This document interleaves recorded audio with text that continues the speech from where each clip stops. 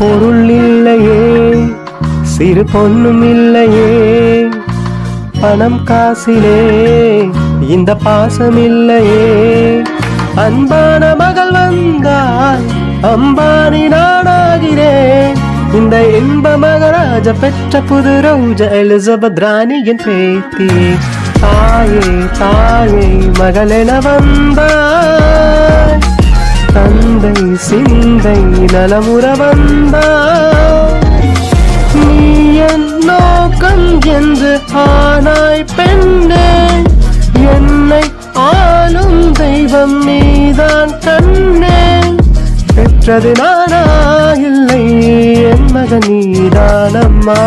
தாயே தாயே மகளென வந்தாய், தந்தை சிந்தை நலமுற வந்தாய்.